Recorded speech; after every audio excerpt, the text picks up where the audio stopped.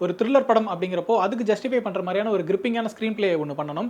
தேவையில்லாத எந்த எலிமெண்ட்ஸுமே இல்லாம, ரொம்ப டைரக்ட்டா கதைக்குள்ள போயிட்டது வந்து ரொம்ப ஒரு பாசிட்டிவான விஷயம் தான். இன்னும் சொல்லப்போனா படத்துல தேவையில்லாத ஒரு சீனோ, தேவையில்லாத ஒரு பாட்டோ, வேற எந்த கமர்ஷியல் எலிமெண்ட்டுமே இல்லாம, ரொம்ப நீட்டா கதைக்கு தேவையான ஒரு ஸ்க்ரீன் பிளே தான் பண்ணியிருக்காங்க. இன்னும் சொல்லப்போனா ஹீரோக்குன்னு சொல்லிட்டு அவருக்கு ஒரு இன்ட்ரோடக்ஷன் வைக்கிறது, அவர் யார் தெரியுமான்னு சொல்லிட்டு அவருக்கு ஒரு ஃபிளாஷ்பேக் வைக்கிறது, அந்த மாரி விஷயங்கள் எதுவுமே இல்லாம, நேரடியா கதைக்குள்ள போயிட்டது ஒரு பாசிட்டிவான விஷயம் தான். அடுத்ததா இந்த படத்தோட பேசிக் ஐடியா. பொதுவா த்ரில்லர் படம் அப்படின்னா, ஒரு கிரைம் நடந்திருக்கும், அல்லது ஒரே மாரி பல கிரைம்ஸ் நடந்திருக்கும். அதுக்கு பின்னாடி என்ன நடந்திருக்குங்கிறத போலீஸ் விசாரிப்பாங்க அப்படிங்கிறது தான் கதையா இருக்கும். ஆனா இந்த படத்தோட கதையில பார்த்தோம்னா, ஒரே ஏரியால வேற வேற இடங்கள்ல வேற வேற மாரியான 3 கிரைம்ஸ் நடந்திருக்குது.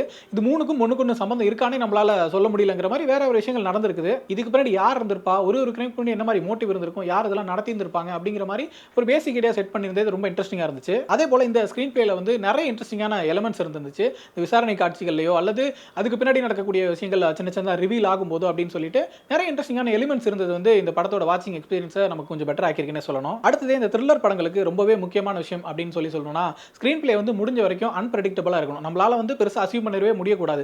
இவங்க தான் அத பண்ணியிருப்பாங்க. இதுக்கு பின்னாடி அவங்க தான் இருப்பாங்க. கடைசியில இப்படி தான் சொல்லப் போவாங்க அப்படின்னு சொல்லிட்டு நமக்கு எந்த அசம்ப்ஷனும் வர முடியாத மாரி, நம்ம எந்த வகையிலும் பிரெடிக்ட் பண்ணிற முடியாத மாரி ஒரு ஸ்கிரீன் பிளே இருந்துச்சுனாவே, அது நிச்சயமா ஒரு பெட்டர் ஸ்கிரீன் பிளே தான். அந்த வகையில இந்த படம் ஜெயிச்சிருச்சுன்னு தான் சொல்லணும். பெரும்பாலும் நம்மளால எந்த விஷயத்தையுமே பிரெடிக்ட் பண்ணவே முடியல. அந்த சஸ்பென்ஸ வந்து கிளைமாக்ஸ் வரைக்கும் ஹோல்ட் பண்ணி கொண்டு போறதுல டைரக்டர் ஜெயிச்சிருக்காரு. ஸ்கிரீன் பிளே பத்தி பேசும்போது எனக்கு வந்து ஃபர்ஸ்ட் ஹாஃப விட செகண்ட் ஹாஃபோட ஸ்கிரீன் பிளே வந்து ரொம்பவே புடிச்சிருந்துச்சு. ஏன்னா, அந்த 3 கிரைம்ஸ் பத்தின முக்கியமான விஷயங்கள் எல்லாமே ரிவீல் ஆகுற இடங்கள் வந்து செகண்ட் ஹாஃப்ல தான் வருது.